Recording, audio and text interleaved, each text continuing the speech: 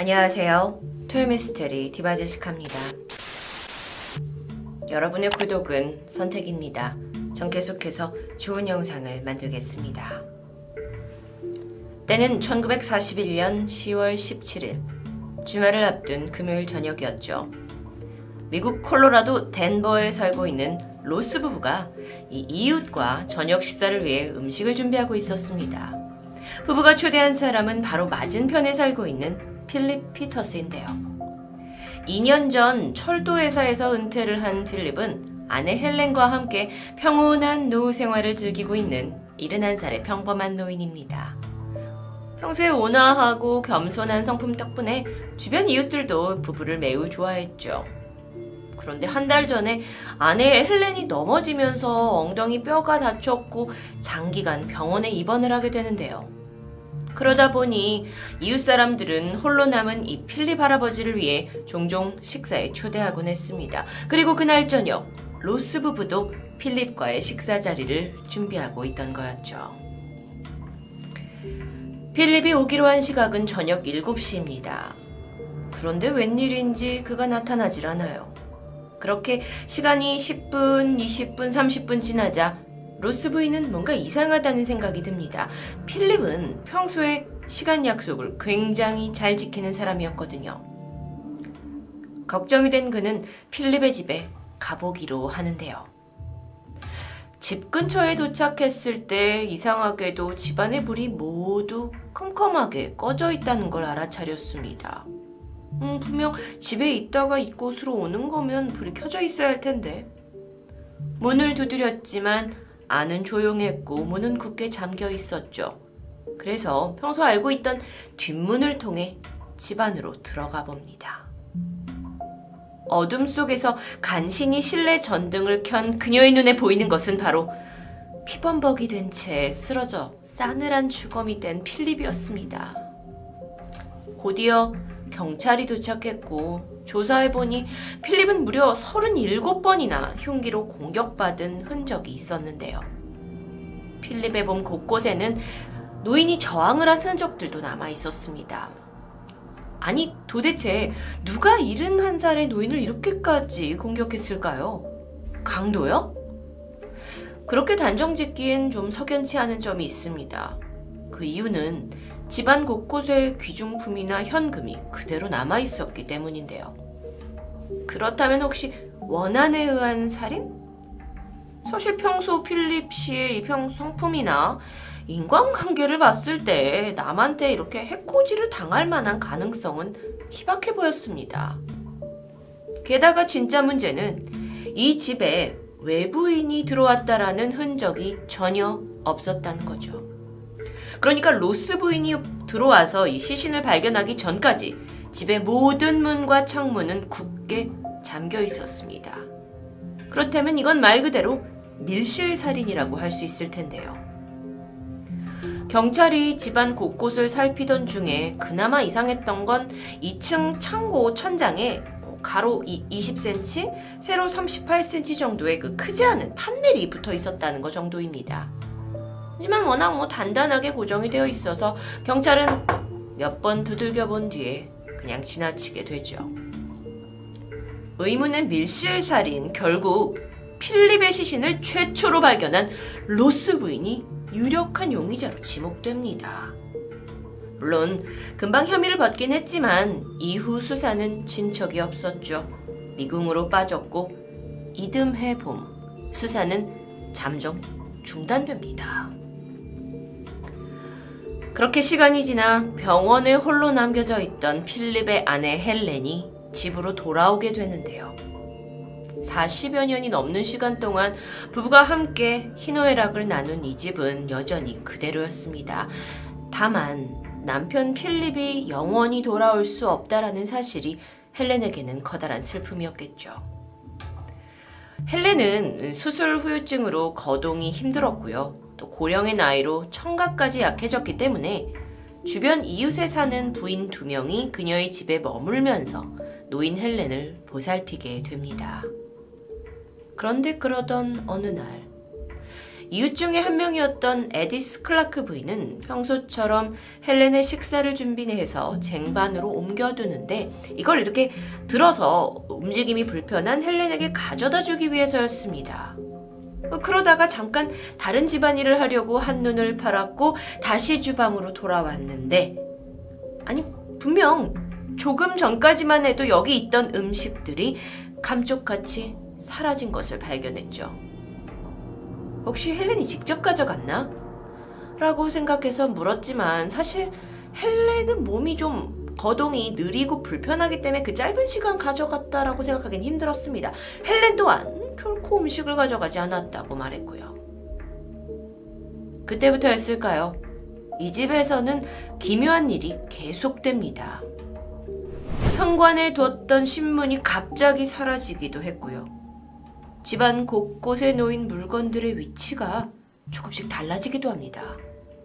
게다가 분명 아무도 없는 방 안에서 발자국 소리가 들리기도 했죠.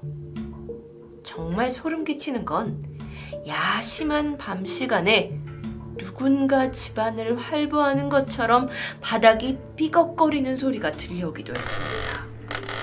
그리고 그 2층에 있는 헬렌의 침실에서 방에는 위급 상황을 대비해서 누군가를 호출할 수 있는 응급벨이 설치되어 있었는데요. 어느 날 저녁 비상벨이 요란하게 울렸고 이웃들이 놀라서 달려왔지만 헬렌은 태연하게 1층 소파에 앉아 있습니다. 그렇다면 누가 벨을 누른 걸까요? 설마 몸이 불편한 헬렌이 2층에서 벨을 누른 후에 다시 1층에 와서 아무 일 없다는 듯이 앉아있다? 불가능한 일이었죠. 지금 보이는 이 사진이 당시 필립과 헬렌이 실제 살았던 곳입니다. 이곳에서는 원인을 알 수 없는 기이한 일들이 반복되었고 결국 헬렌을 도와주러 왔던 그 간병인들은 공포에 질리면서 방문을 꺼려하기 시작했는데요. 결국 그들이 모두 떠나면서 이런 말을 남깁니다. 전 더 이상 이 유령의 집에 남아있을 수가 없어요. 유령. 혹시 죽은 남편 필립의 혼이 아내 헬렌 곁을 맴돌고 있는 건 아닐까요? 헬렌은 이후 어떻게든 자신의 그 생애 마지막까지 남편과의 추억이 있는 이 집을 지키려고 했지만 보살펴줄 사람이 사라지자 어쩔 수 없이 아들의 집으로 이사를 하게 됩니다. 그렇게 유령의 집은 이제 완전히 텅 비어버리게 되죠. 그런데 여기서 끝이 아닙니다. 헬란이 떠난 이후로도 이 빈집에서는 수상한 움직임이 포착되는데요. 아니 분명 완전히 내려가 있던 창문의 블라인드가 반쯤 올라가 있기도 했고요. 모두가 잠든 한밤중에 사람의 형태와 비슷한 그림자가 슉 서성이는 게 포착되기도 합니다. 주민들은 공포에 질리기 시작했죠. 결국 경찰까지 출동을 해서 원인을 밝혀내려 했지만 알 수 없었고 점점 사람들은 그저 집을 멀리하기 시작합니다. 한때 노부부가 평화로운 여생을 꿈꾸던 이 집은 그렇게 고스트하우스라는 오싹한 오명이 붙게 되죠. 그리고 몇 개월 뒤입니다. 1942년 7월 30일. 지역의 형사들이 동네를 순찰하고 있었습니다. 그 중에서도 고스트하우스는 특히나 비어있는 곳이기에 혹여 비행 청소년들이 있진 않나, 별일이 없나 내부를 둘러보는 건 그들의 일상이었죠. 그렇게 두 형사가 텅 빈 집에 들어간 그때 바로 위층에서 아주 희미한 하지만 아주 분명한 소리가 들려왔습니다. 마치 자물쇠가 열리는 것처럼 약간 둔탁하게 철컥거리는 소리였는데요. 형사들은 천천히 계단을 올라갔고 아까 그 소리가 들려온 곳을 따라 침실 안쪽으로 들어섭니다. 여기서 소리가 어디에서 났을까요? 문득 위를 올려다본 형사들은 바로 천장에 붙어있는 작은 판넬을 발견하게 됐죠. 그리고 이제부터 두 눈을 의심할 수밖에 없는 엄청난 광경과 마주하게 됩니다. 그곳으로 아주 가늘고 긴 두 다리가 마치 빨려 들어가듯 천장으로 파고 들어가고 있었던 겁니다. 바로 이곳이 1년 전 그 필립 살해 사건에서 경찰들이 무심코 넘겼던 그곳입니다. 형사들은 황급히 그 두 자리를 붙잡았고요. 그런 데서 보니까 정체는 다름 아닌 한 남성입니다. 이 귀신의 집에서 침실 안쪽의 천장으로 몸을 숨기던 남성의 정체는 테오도르 코니스. 놀랍게도 그는 1년 전 바로 이 집에서 사망한 필립의 오랜 친구였습니다.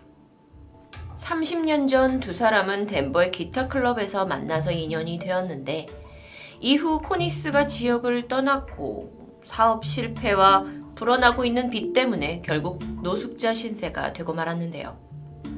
30년 만에 그가 다시 고향으로 돌아와서 불쑥 필립의 집 앞에 나타납니다.